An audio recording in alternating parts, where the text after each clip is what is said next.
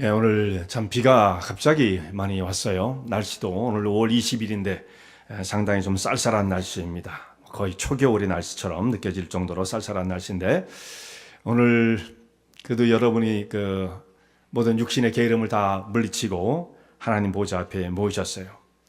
이런 생각을 해보게 됩니다. 우리 교회의 출석을 열심히 하려고 다 애를 쓰죠. 모든 분들이 다 그렇게 애를 쓰리라고 생각합니다. 그런데 그렇게 하려고 하지만 그럼에도 불구하고 피치 못할 일이 또 하다 보면 생기기도 하죠. 그래서 우리가 얼마 동안 교회 출석을 정기적으로 하는 일을 하지 못하게 되었을 때, 어느 정도 빈 공간에 텀이 생겼을 때 우리 신앙에 어떤 문제가 생긴다든지 자기의 신앙의 정체성, 내가 과연 정말 신앙을 가진 사람인가, 아니면 내가 세상에 속한 사람인가, 이것이 혼란스러울 때가 있지 않겠습니까? 그게 어느 정도 지나면 그런 일이 시작될 거라고 생각하십니까? 글쎄, 적어도 한 1년 정도는 빠져야 그렇게 되지 않을까? 아니야, 어떤 사람은 한 6개월이면 그렇게 되지 않을까? 이런 생각을 하실 수가 있어요. 근데 현실적으로 이것을 통계를 낸 사람들이 있습니다. 또 우리가 생각을 해봐도 이게 그렇게 오래되지 않아도 문제가 생기기 시작하는데, 주로 한 주 빠지면 어떻게 되느냐? 열심히 신앙생활 하려는 마음을 다 갖고 있음에도 불구하고 피치 못할 사정으로 인해서 한 주를 빠지게 되면 마음에 상당히 부담스러워요. 이거 꼭 갔어야 되는데 내가 그 일을 하지 못했구나. 마음에 죄책감도 들고 무거움이 들고 상당히 불편해집니다. 어떡하지? 이런 불안한 마음이 들고요. 그 시간에 피치 못해 다른 장소에 있을 때 거기에서 아무렇지도 않은 사람은 없을 거예요. 좀 뭔가 좀 이게 부자연스럽고 이제 그런 생각을 하게 되어집니다. 다음 주에는 꼭 가야 돼, 이런 생각을 하시게 되죠. 근데 이게 2주째쯤 되면 어떻게 생각이 되냐면, 이게 큰일 날 일은 아니구나, 이런 생각을 좀씩 하게 되어져요. 2주쯤 빠진다고 해서 큰일 날 문제는 아니구나, 지난주보다는 덜 부담스러울 수가 있다, 이 말씀이죠. 이게 한 3주쯤 되면 어떻게 되느냐, 그리고 한 4주쯤 되어지면 근본적으로 자기의 신앙의 문제가 그때부터 흔들리기 시작합니다. 한 3, 4주쯤 지나가면 내가 정말 하나님의 백성으로 여전히 남아있는 거야? 아니면 나는 지금 세상에 속한 사람으로 가고 있는 것인가? 근본적인 회의가 들기 시작하는 것입니다. 오늘 그 말씀의 증거가 출애굽기 32장에 있는 말씀을 통해서 우리에게 증거를 보여주고 있습니다. 모세가 하나님 말씀을 받기 위해서 시내산에 올라가서 40일간 금식을 하게 되어지죠. 거기서 하나님을 대면에서 만났다고 말씀을 하고 있고요.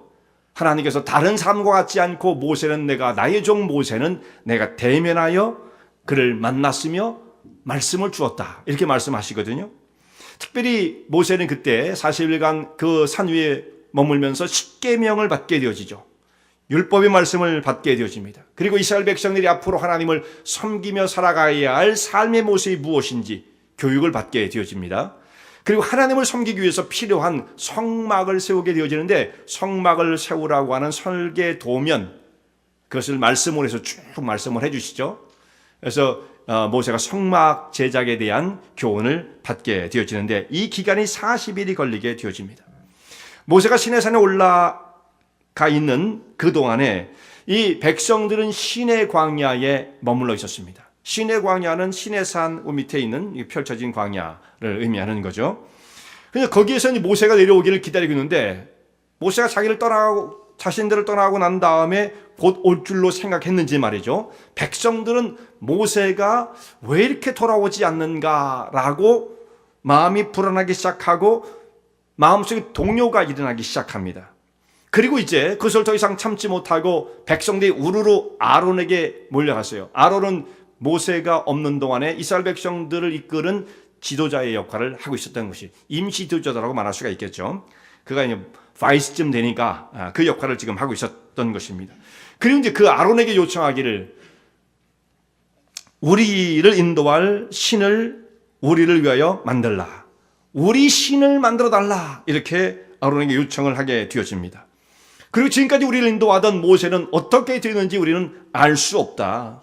도대체 그 사람 왜 안 나타나는 것이냐? 이렇게 무책임한 발언과 행동을 하게 되어집니다.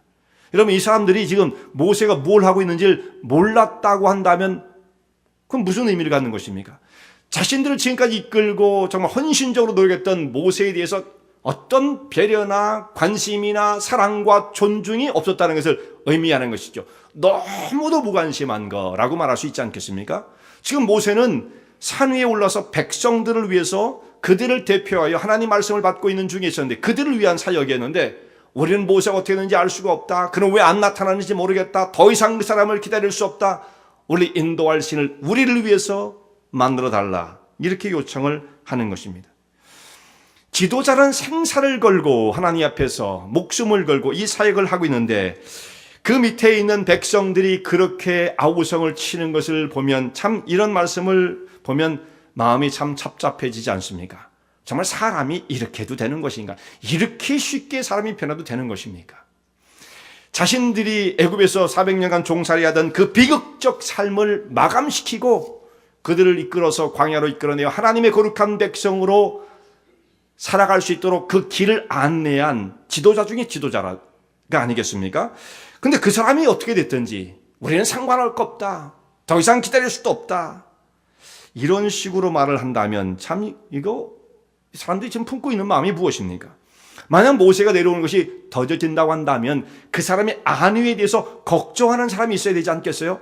왜 모세가 안 내려오죠? 무슨 일이 생긴 건가요? 건강한 지장이 없을까요? 이래야 되는 거 아니겠어요? 최소한. 만약에 40일간 금식을 했기 때문에 모세의 신변에 무슨 일이 벌어진 것은 아닐까요? 그럼 우리는 어떻게 해야 하겠습니까? 우리가 함부로 그 산에 올라갈 수도 없는데 그 다음에는 우리가 어떻게 이런 걸 걱정했다고 한다면 그래도 참 그 인간미가 있지 않겠습니까? 근데 그런 생각은 전혀 없는 거예요. 이들은 오직 자신의 삶 속에만 관심이 있었고 자신들의 영혼의 공허함을 달래줄 그 무언가가 필요했던 거예요. 그게 거룩이든 영광이든 이건 상관도 하지 않아요. 그냥 그 공허함을 달래줄 뭔가 something 있으면 되는 거예요. 그것을 지금 찾고 있는 것입니다. 그래서 결국 한 말이 우리를 인도할 신을 우리를 위하여 만들어내라. 이 요구와 아우성을 치게 되어집니다. 이 입에도 담기에 참 부적절한 말이 아니겠습니까? 이런 말을 서슴없이 그들은 하고 있는 것입니다. 모세에 대한 관심과 사랑과 배려 이런 것들은 전혀 찾을 수가 없어요. 그저 자신들의 육신적이고 세속적인 관심과 생존에만 목숨을 건 듯한 이런 행동, 이런 부분은 정말 그야말로 400년간 종사를 하면서 그 노예의 근성 가운데 오로지 자기만을 아는 하루하루 살아남아야 하는 그 삶의 생존의 경쟁 속에서 그저 자기 중심적인 생각으로 똘똘 뭉쳐있는 노예 근성을 보게 된다라고 생각이 되어집니다. 이런 부분을 보면 참 우리를 찹찹하게 만들죠. 이게 사람이 이렇게 안 변하는구나. 하나님의 백성이 됐다고 해도 이렇게 안 변하는구나. 이런 생각을 하게 되어집니다. 이들이 애굽을 나온 것이 오늘 여기 있는 말씀을 앞뒤로 보면요. 32장을 우리가 봤습니다만 이 사람들이 시내산에 도착해 있었죠. 시내 광야에. 거기에 도착했을 때가 석 달째 접어들 때였어요. 그러니까 지금 이 일이 벌어진 것은 넉 달째로 넘어가고 난 다음 얼마 후 정도가 되어지는 것입니다. 그러면 이게 시간이 그렇게 긴 시간이 아니에요. 애굽 올라와서 지금까지 온 시간이 대략 한 100일쯤 된다 생각하시면 돼요. 그럼 딱 그 정도면 맞습니다. 그러면 그동안에 경험했던 일들이 생생하게 기억이 날 거라고 생각해요. 6월절의 어린 양의 그 구속의 피를 통해서 애굽을 나오게 되었던 그 생생한 사건부터 비롯해서 홍해를 건넜던 사건들 이런 것들이 자신들의 머릿속에 지금 생생하게 박혀 있지 않겠습니까? 그리고 홍해를 건넌 이후에 광야를 거치면서 그때 아우성도 많았지만 하나님께서 그들을 긍휼으로 지키시고 먹을 것을 주시고 마실 물을 주시고 그들의 길을 인도하신 이 경험들을 다 했던 사람들이었던 것입니다. 그런데 여기 와서 그 모든 은혜를 다 잊은 것처럼 그리고 자신들의 지도자였던 모세를 다 잊은 것처럼 행동하는 이 사람들을 정말 우리는 어떻게 받아들여야 할까? 참 안타까움이 있는 것이죠. 그리고 불과 40일 전에 어떤 일이 있었냐면 하나님과 언약을 맺었어요. 시내산의 불꽃 가운데 말씀하시는 하나님을 이들이 두려워하며 하나님과 언약을 맺었습니다. 모세가 그때 출애굽기 19장에 있는 말씀이죠. 모세가 하나님 말씀을 받아가지고 이 백성들에게 전합니다. 하나님께서 말씀하시길 너희가 내 말을 잘 듣고 내 언약을 지키면 너희는 내 백성이 될 것이다. 나의 소유가 될 것이다. 이런 말씀하세요. 그리고 또 한 가지 중요한 것은 너희는 제사장 나라가 될 것이다. 하나님이 쓰시고자 하시는 영광스러운 도구가 되게 하시겠다라고 하는 이런 약속의 말씀을 주세요. 그것이 불꽃 가운데 신의 산에 하나님의 그 영광으로 충만한 가운데서 말씀하셨기 때문에 백성들이 다 두려워하면서 모세가 전한 그 말씀을 이제 받아듣고 우리가 주여 우리가 그렇게 할 것입니다. 우리가 하나님 말씀대로 언약을 지키고 말씀을 순종하는 하나님의 백성이 되겠습니다라고 응답을 함으로써 언약이 체결되어지게 되어지죠. 그것을 우리가 신의 산 언약이라고 그래요. 우리는 하나님의 언약의 백성으로 살 것입니다. 그러므로 주의 말씀을 잘 듣고 언약을 지킬 것입니다. 우리를 하나님의 소유로 삼아주세요. 하나님 백성이 되길 원합니다. 자원에서 언약, 계약, 이 강압적인 것은 아니에요. 계약을 체결한 거예요. 계약을 체결한다는 것은 하나님께서 하나님의 백성들을 인격적으로 존중했다는 말씀이에요. 넌 이렇게 해. 끝이야. 이렇게 말씀하신 게 아니라 이렇게 하겠느냐 물어보신 거라고요. 인격적인 관계로서 언약이 체결됐다는 것을 말씀하시는 겁니다. 자, 그러면 언약의 백성이 되고 난 다음에 하나님의 언약의 백성은 어떻게 삶을 살아야 한다고 하는 규정이 있어야 될 거 아니에요. 내 언약을 잘 지키면 어떻게 지키는 거예요. 그래서 그 말씀을 하나님께서 모세를 통해서 가르쳐 주시는 거예요. 하나님의 거룩한 언약의 백성으로 살아가는 길은 이러한 것이다. 그것이 이제 가장 대표적인 것이 십계명으로 요약이 되어지고 디테일한 계명들이 쭉 나오게 되어지며 그리고 하나님을 만나 경배할 수 있도록 성막을 짓는 이 말씀을 가르쳐 주셨던 것입니다. 그래서 이 말씀을 받고 있는데 산 아래에서는 이스라엘 백성들이 자신들을 위한 우상을 제작하게 되어집니다. 아론에게 몰려 나와서 아론에게 아우성을 치니까 아론이 저항을 하지 못하고 그러면은 당신들 갖고 있는 금을 좀 갖고 와 보세요. 자녀들이 있는 금 귀고리를 다 빼가지고 갖고 와 보세요. 그래서 아론이 쩔쩔매면서 그들이 가져온 금을 가지고 모아서 그것을 부어서 형상을 만들고 좀 더 디테일의 각도로 이렇게 새겨가지고 금송아지를 만들게 되었습니다. 오늘 성경에서 아론이 만들었다 하지만 아론의 책임하에 누군가가 이걸 만들었겠죠. 그래서 송아지가 딱 나왔습니다. 금송아지. 이 금송아지를 여기서 만든 이 사건이 앞으로 두고두고 이스라엘 백성들 가운데 영향을 줘요. 그래서 나중에 보면 남과 북이 북이스라엘 남유다로 나누어졌을 때 북이스라엘 사람들이 금송아지를 만드는 사건이 나오고 베델과 단에 금송아지를 세우게 되어지죠. 이 기원이 여기서부터 있었다라고 생각할 수가 있는 것입니다. 이 사람들 뻑하면 이제 금송아지를 만들기 시작합니다. 자, 금송아지를 만들고 난 다음에 사람들이 그것을 딱 바라보면서 하는 말이 야, 이것이 우리를 애굽에서 인도해낸 우리의 신이다라고 말을 했습니다. 우리의 신이다. 그럼 이 사람들 얘기를 잘 들어보면 자, 오늘 모세는 어디 갔는지 우리는 알 수 없고 지금까지 우리를 인도했던 여호와라고 하는 그 신, 이제부터는 우리는 모르겠다. 이 금송아지를 우리의 신으로 삼고 이 금송아지를 섬기겠다. 그런 뜻은 아니에요. 그런 뜻은 아니에요. 자, 이들이 자신들의 과거의 역사를 다 기억하고 있습니다. 하나님께서 우리를 인도하셨고 애굽에서 건져내셨고 홍해를 건너게 하셨고 지금까지 오게 하셨는데 이 모든 역사를 하나님이 이루셨고 우리는 그의 백성이다라고 하는 것을 잊지는 않습니다. 그런데 이 사람들이 지금 생각하는 것은 하나님을 안 섬기겠다는 것이 아니라 하나님을 섬기는 방법을 자신들이 원하는 모습으로 선택하겠다라고 하는 거예요. 조금 빗나간 거죠. 어떻게 보면 엄청나게 빗난 건 아니고 조금 빗나간 것처럼 보일 수가 있겠죠. 그래서 금송아지를 만든 거예요. 아론이 뭐라고 말을 합니까? 금송아지를 만들었고 사람들이 거기서 모여서 좋아하니까 내일은 여호와의 절일이니 하나님과 연결을 시킵니다. 절일이니 안식일이라는 얘기는 안 했어요. 그러니까 이것은 아마 특별한 어떤 스페셜 데이를 만들었다고 생각이 되어집니다. 성경에 나와 있는 근거가 있는 것은 아니에요. 그냥 아론이 백성들이 저렇게 좋아하는 걸 보니까 불만도 많고 백성들은 한번 축제적인 그 분위기 속에서 한번 신나게 뭔가 집회를 하면 사람들이 좋아하지 않을까 이런 생각을 가지면서 절기를 자기 멋대로 공포한 것으로 보여요. 왜냐하면 이 절기가 이렇게 완성되어지는 것을 보면 모세가 일단 내려와야 그것이 가능해지잖아요. 최소한 6월절은 정해졌다 할지라도 나머지 오순절, 그 다음에 초막절 이런 것들은 아직 정해지기 전이거든요. 말씀을 받아야 그것이 나오지 않겠습니까? 근데 아론이 임의적으로 선포한 거예요. 이건 성경적인 전혀 근거도 없는 거예요. 내일은 여호와의 절이니 다 같이 모여서 금송아지 앞에서 우리가 축제를 벌이자, 이렇게 말을 했던 것입니다. 그 앞에 절을 하고 섬기고 이렇게 뛰어들고 좋아하고 기뻐하고 신났어요. 눈으로 보이지 않는 대상은 자신들이 신뢰할 수 없다. 구체화되지 않은, 형상화되지 않은 대상은 우리 마음속에 공허감을 남긴다라고 생각했던 것이 이스라엘 백성들의 마음이었어요. 그러니까 여러분, 우리가 하나님을 섬기는 우리 기독교의 우리의 신앙, 하나님을 섬기고 예수 그리스도를 통해서 성령의 역사하심 가운데 신앙생활하는 우리의 이 삼위일체 하나님을 믿는 백성들은 우리 형상을 만드는 것을 금하죠.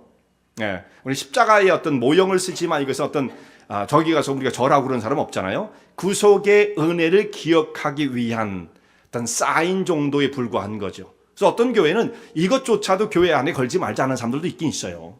예. 뭐 그건 교리적으로 어떻게 대단히 중요한 문제라고 생각하지는 않습니다. 어떤 사람들이 하도 이런 걸 가지고 싸우고 뭐 이럴 때 싸움거리를 찾을 때는 뭐 그런 거 갖고 싸웠었던 거죠. 여태까지 교회 역사를 보면 그렇게 대립될 문제는 아니라고 보여지는데, 이 세상에 있는 종교들은 무언가 형상을 만들기를 원해요. 만질 수 있고 볼 수 있고 감각할 수 있는 그런 실체화된 대상이 필요하다고 생각하는 겁니다. 눈에 보이지 않으면 어떻게 믿을 수가 있어, 이런 생각을 하게 되었던 것이죠.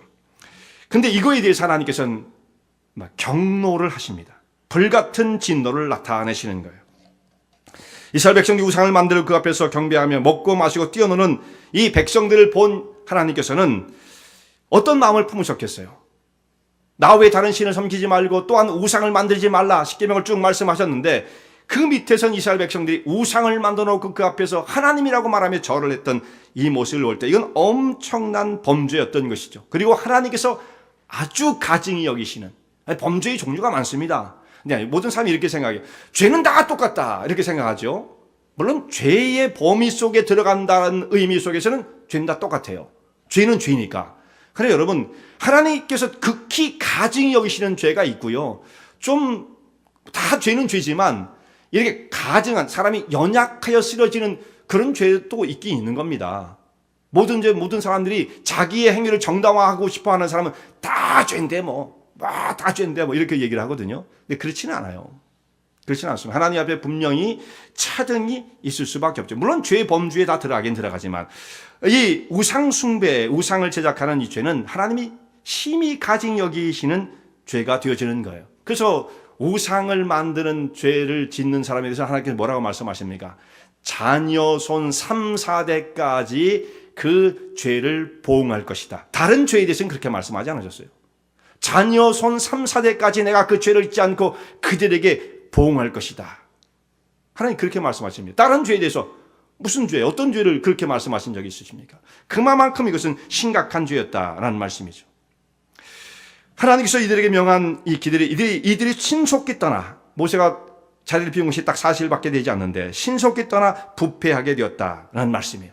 그렇다고 한다면 우리가 이런 생각을 하게 되어지죠. 신앙생활을 하루하루 그야말로 타이트하게, 아니면 최소한 일주일 단위로 타이트하게 하나님 앞에 가까이 붙어있고 신앙을 지키려고 하는 심령의 깨어있음이 있지 아니하면 사람은 쉽게 넘어지는 거예요. 우리의 모습이 이렇게 연약한 겁니다. 자, 이스라엘 백성들, 그 사람들은 정말 피가 다르고 특수한 족속이기 때문에 정말 지독한 사람들이야, 이렇게 이 사람들을 비난할지 모르지만 이게 보통 사람들의 모습이다라는 것입니다. 얼마든지 우리도 이렇게 될 가능성이 있다는 말씀이죠. 이들은 눈앞에 보여야 할 리더십, 모세라는 리더십이 보이지 않을 때 불안하게 되었던 거예요. 뭔가 눈에 보여야 한다, 우리를 끌고 가는 실체가 있어야 된다, 이렇게 생각을 했던 것입니다. 그것이 무엇인지는 별로 중요하지 않았던 것 같아요. 무언가가 있어야 된다는 얘기죠. 참 답답한 사람들이에요. 아무거나 의지할 수 있는 건 아니잖아요. 그럼에도 불구하고 이런 어리석음을 나타내었던 것입니다. 자, 하나님이 아닌 다른 신을 섬기는 것도 우상 숭배라고 말할 수가 있겠죠. 그것도 아예 다른 종교다라고도 할 수 있고, 그것도 우상 숭배의 범위에 들어갈 수가 있는 거예요. 근데 여기서 하나님께서 말씀하신 이 우상 숭배, 우상을 만들지 말라고 하는 것은 조금 다른 의미가 있어요. 하나님의 모습을 다른 것으로 변형시키지 말라고 하는 의미가 있는 것입니다. 그래서 십계명에 제1계명은 나 외에 다른 신을 두지 말라. 하나님 한 분이시다라는 말씀이죠. 다른 신을 섬기지 말라라는 말씀이에요. 두 번째 계명은 우상을 만들지 말라, 우상 숭배하지 말라라고 한다면 1계명에도 사실상 들어갈 수 있는 거예요. 다른 우상을 섬기는 거, 그것도 우상 숭배가 되어지죠. 근데 2계명은 우상을 만들지 말라 이렇게 말씀했기 때문에 조금 더 그것을 좀 디테일하게 우리가 이 말씀을 이해할 필요가 있어요. 두 번째 계명은 하나님을 형상화하지 말라는 말로 우리가 바꿀 수가 있다. 얼마 전에 십계명을 강의하면서 말씀 한번 드린 바가 있죠. 왜 하나님을 형상화하는 것이 나쁜 것인가? 하나님을 형상화하게 하게 되어지면 하나님은 더 이상 하나님이 아닌 거예요. 아무리 사람이 찬란하게 어떤 모형을 만들어 놨다고 칩시다. 그게 하나님이 될 수는 없잖아요. 하나님은 그렇게 표현될 수 없는 분이죠. 근데 사람들은 자꾸 그것을 시도하는 거예요. 뭔가 만지고 싶고 눈으로 보고 싶고 확인하고 싶은 그런 마음이 있기 때문입니다. 근데 그렇게 되어지면 하나님은 더 이상 하나님이 아닌 거예요. 사람이 그렇게 시도하는 것은 하나님께서 계셔야 할 거룩한 그 위치, 하나님의 절대적인 영광스러운 그 자리에서 하나님을 세상으로 다운그레이드 시키는 거죠. 사람의 영역으로 끌어내리는 것과 같은 것입니다. 그러니까 이것이 우상숭배가 이렇게 나쁜 거예요. 하나님의 영광을 토털리 그냥 그걸 무너뜨리게 되어지는 것이죠. 어떤 것으로도 하나님을 표현할 수 없다라는 말씀입니다. 여기에 성상을 만들지 말라고 하는 하나님의 뜻이 여기에 담겨 있는 것입니다.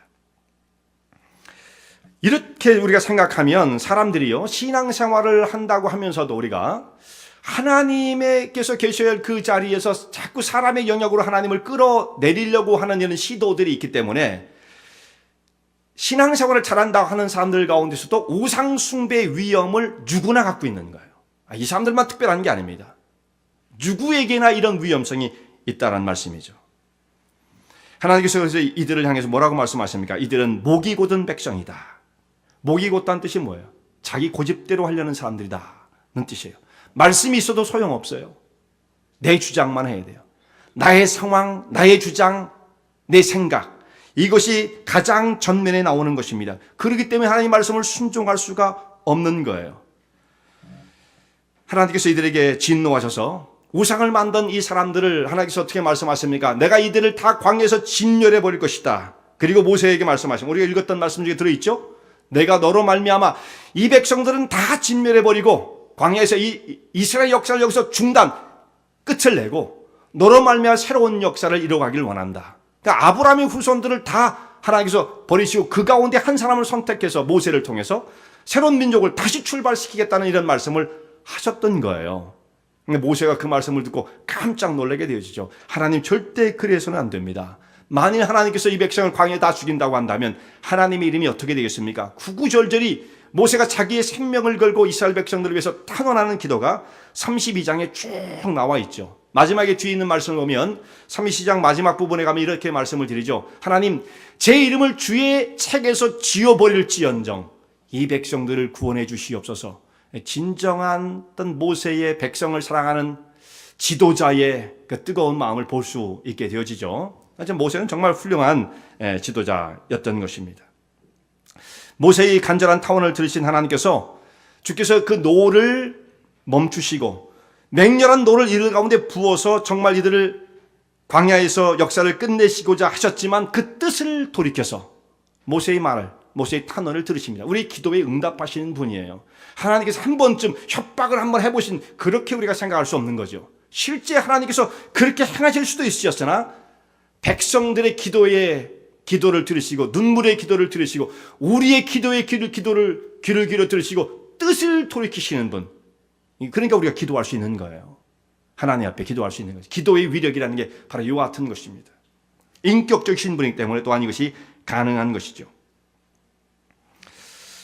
이제 모세가 하나님 명령을 받고 이제 산을 내려오게 되어집니다. 산을 내려와요. 눈앞에 펼쳐진 모습을 보니까 백성들이 각오를 하고 내려왔겠지만 실제로 딱 보니까 백성들이 금송아지를 앞에 중간에 딱 세워놓고 온 백성들이 그 가운데 둥그렇게 모여가지고 축제를 벌이고 있는 그 모습을 보니까 모세가 정말 눈에서 불이 나지 않았겠습니까? 이 견딜 수가 없는 분노가 치밀어 오르게 되어집니다. 양손에 하나님께서 허락해 주신 십계명의 두 돌판을 들고 내려오던 모세가 그 광경을 보자마자 산 밑으로 이 두 돌판을 던져서 집어던져 깨트려 버립니다. 분노를 금할 수 없었던 것이죠. 모세가 이 돌판을 깨트린 모습을 보면서 간혹 이렇게 생각하는 사람들도 있고 그렇게 생각할 수 있어요. 야, 그래도 좀 너무하지 않았나? 하나님께서 주신 돌판인데 그래도 좀 잘 보존했어야 되는데 모세가 마음대로 이렇게 깨트리면 어떡하나? 이런 생각을 하는 분도 있거든요. 충분히 또 그럴 수도 있겠죠. 그러나 여기서 모세가 이 돌판을 집어던진 건 어떤 의미가 있겠습니까? 하나님의 백성으로 거룩한 길을 걸어야 할 자들이 내 언약을 지키면 너희가 내 백성이 될 것이다 라고 하셨는데 그들이 언약을 깨트렸거든요. 그러므로 이 돌판을 깨트린 것은 언약이 깨어진 것을 상징하고 있는 것이죠. 죄가 들어오면 관계가 깨어지는 겁니다. 그런데도 불구하고 모세가 이건 하나님이 주신 거니까 잘 보존했다가 그래도 여기 있으니까 좀 여러분 잘 받아주세요. 이럴 수 없다고요. 죄는 그런 관계를 만들어 놓지 않습니다. 다 깨트리는 거예요. 그래서 모세가 그 돌판을 집어던져 산산조각 내버리고 마는 거죠. 그리고 그 분노한 마음을 가지고 와서 금송아지를 다 깨트리고 부서뜨려서 금송아지를 가루로 만들고 물에 타서 백성들에게 다 마시게 합니다. 오늘 성경 보면 그렇게 말씀되어 있어요. 이것은 너희가 한 일에 대한 그 책임을 지라라는 것이며 너희가 이 죄를 먹고 마셔야 된다. 너희의 몫이다 라는 거예요. 그러면 누구한테 돌릴 수도 없어요. 이건요. 그들이 다 담당해야 할 죄악의 짐인 것이라는 것을 이런 식으로 표현을 하는 거죠. 그리고 이제 아론을 불러서 아론에게 묻는 거예요. 도대체 어떻게 된 일이냐. 아론의 특징은 사람은 좋은 사람인데 우유부단해요. 우유부단한 사람. 이런 문제가 좀 생겨요. 무골호인들. 사람은 문제를 안 일으키는, 사람과 사람 사이의 문제를 안 일으키는 것 같은데 근데 결과적으로 큰 문제를 일으키게 되어지죠. 그냥 좋은 게 좋은 거야. 문제가 좀 나중에 보면 커지게 되어집니다. 백성들이 우상을 만들어 달라고 요청하는 그 행동을 책망하지 못하고 꾸짖지 못하고 최소한 거부하지 못하고 백성들이 요구하는 대로 다 따라갔던 유약하기 그지없는 이 지도자, 결국은 이스라엘 백성들을 큰 혼란 가운데 빠뜨리게 되었던 거죠. 이 지도자의 위치라는 것은 그때 상황 판단을 해서 자기의 어떤 돌이 날라오더라도 그 자리에서 항의를 받아 죽을 수도 있겠죠. 그게 외로운 자리에 그러기 때문에 할 수 없는 겁니다. 할 수 없는 거예요. 자기가 돌 맞는 걸 피하기 위해서 지어야 할, 짊어져야 할 책임을 지지 않겠다고 한다면 지도자가 되어서는 안 되는 거죠. 백성들이 다 원한다고 다 들고 나와서 데모를 한다고 해서 옳지 않은 것을 들어주는 것은 옳지 않은 거예요. 그건 지도자의 자격이 없는 거죠. 우유부단한 이 아론은 그것에 굴복하고 말았던 것입니다. 그리고 이제 모세에게 핑계를 대는 거예요. 어떻게 돼서 이런 일이 생겼느냐. 아론이 나와서 이런 말을 합니다.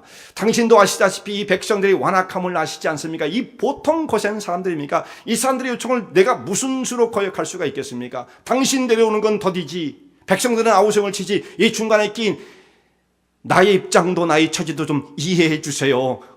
성경에 기록되지는 않았어도 충분히 그런 얘기죠. 그러면서 한 얘기가 뭡니까? 이들이 하도 아우성을 치길래 금을 가져와라. 금을 다 모아가지고 이것을 제가 모아가지고요 아무 의도도 없었어요. 불에 휙 던졌더니 나중에 그 금송아지가 퐁 튀어나왔어요. 이런 만화 같은 얘기를 그 당시에 만화 같은 얘기를 이렇게 하고 있었어요.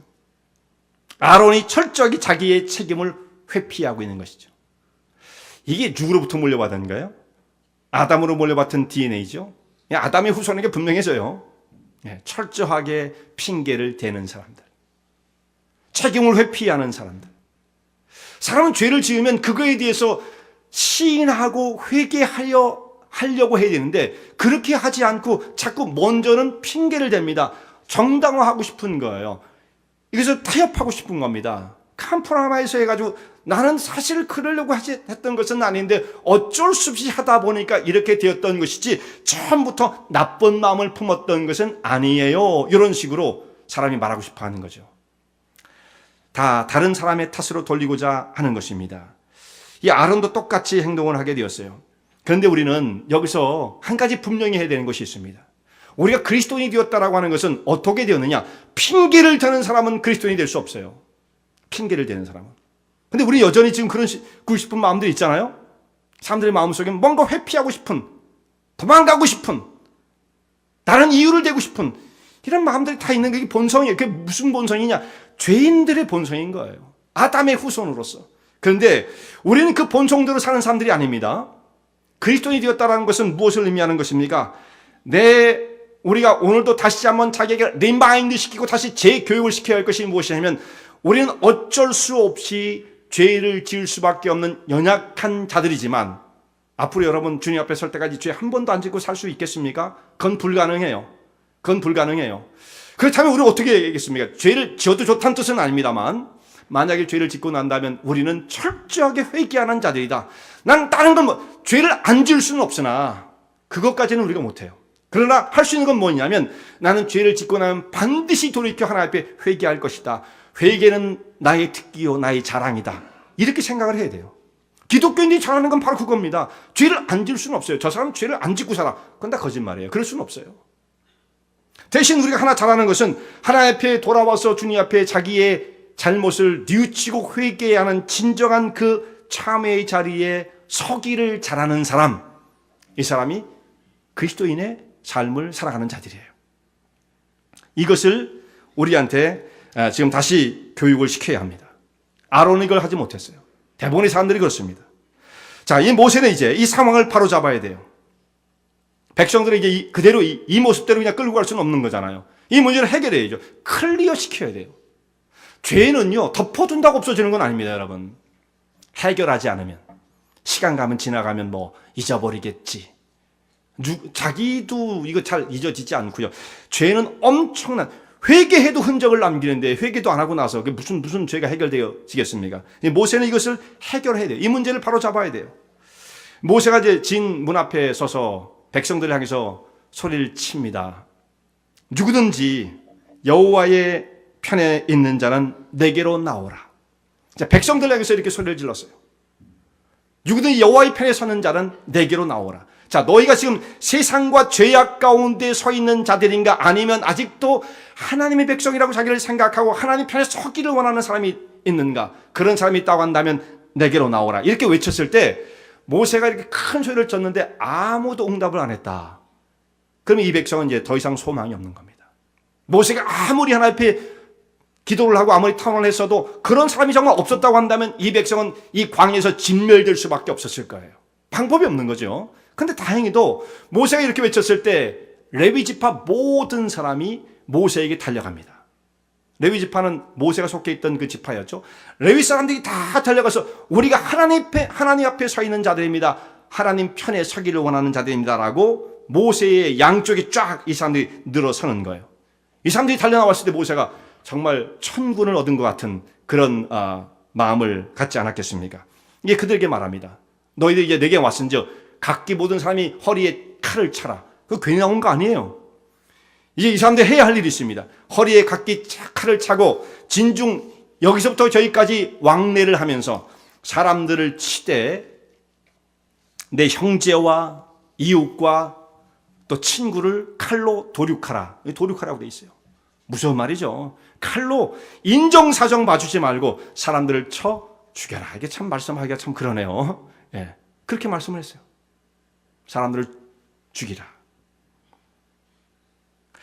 이때 레위 지파 사람들이 모세의 명령을 듣고 칼을 차고 칼을 빼들고 사람을 찾아다니면서 사람을 도륙을 했습니다. 3,000명이 죽었어요. 3,000명.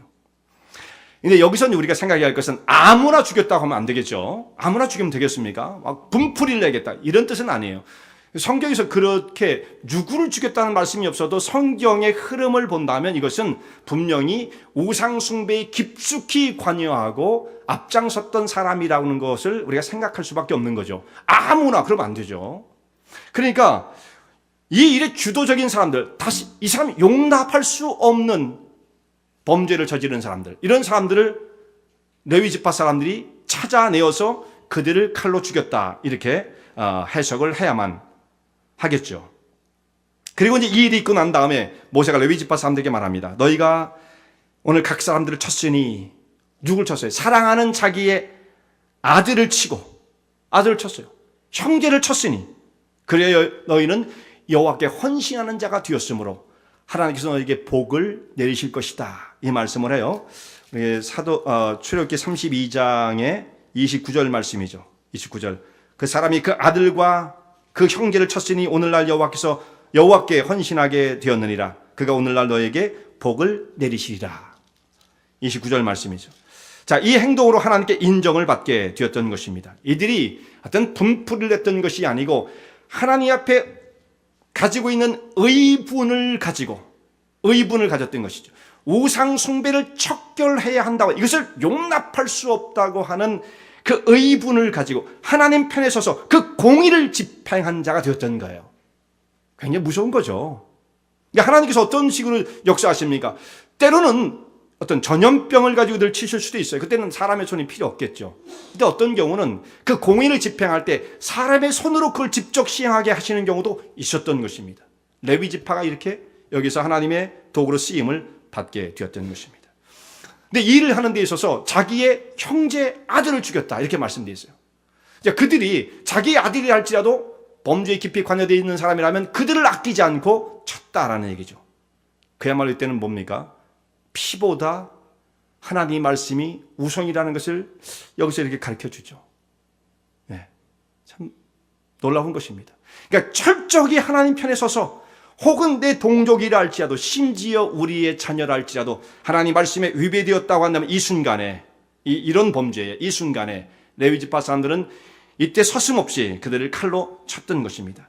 자, 오직 하나님만 바라보고 이 공의로운 일을 시행했던 레위 지파 사람들에게 하나님께서는 너희가 헌신하게 되었은즉 하나님의 복을 받을 것이라는 확인을 해주게 되어지는 거예요. 그러면서 이들은 어떻게 됩니까? 앞으로 레위 지파 사람들은 하나님의 성소를 지키면서 그 길을 떠나지 않는, 기업을 할당받은 것이 성소가 되어서 하나님만을 섬기며 살아가는 특별한 그 지파로서 구별이 되게 되었던 것입니다.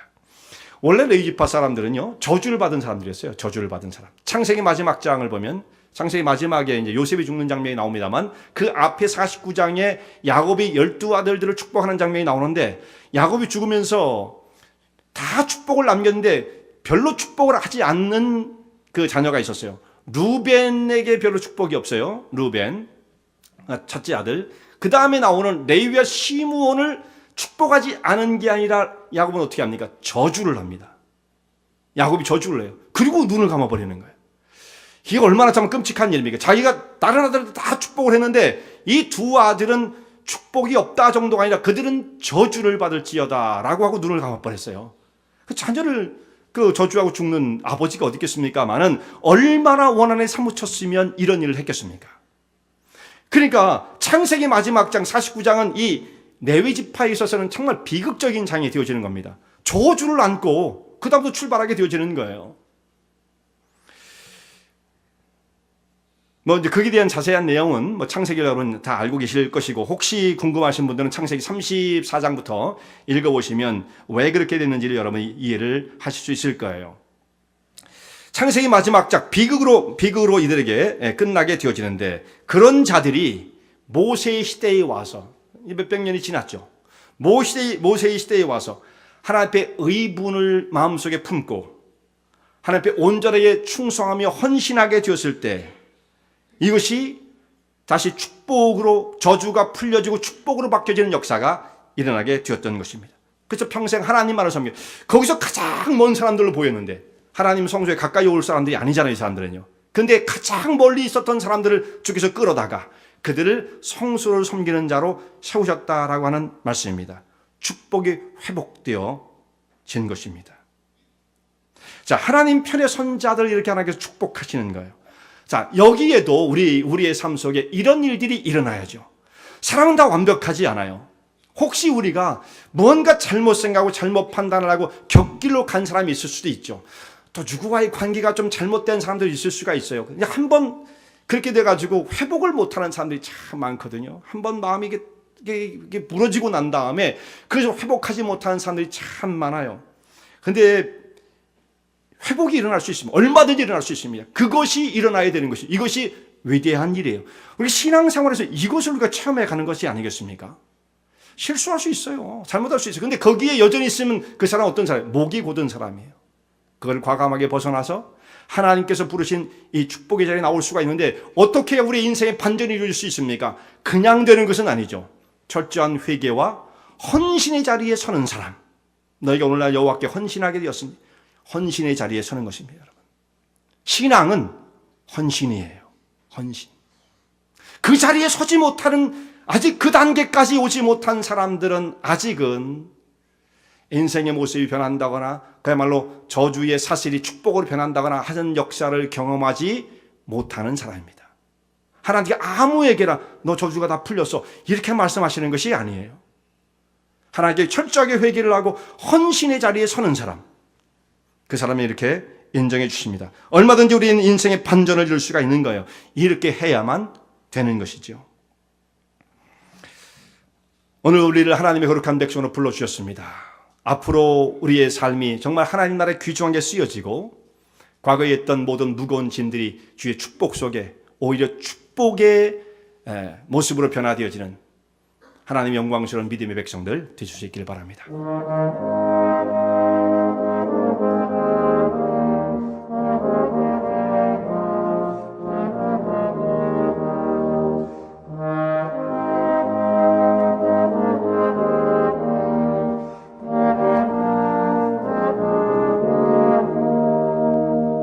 이 설교 말씀을 듣고 신앙 상담을 원하시는 분들은 847-962-4412번으로 전화 주시기 바라며, 은혜와 진리 장로교회는 230 US 하이웨이 45번 인디언 크릭 일리노이 60061에 위치하고 있습니다. 주일 1부 예배가 아침 8시, 2부 예배가 11시에 있으며 새벽 기도가 매주 화요일부터 토요일까지 오전 6시에 있습니다.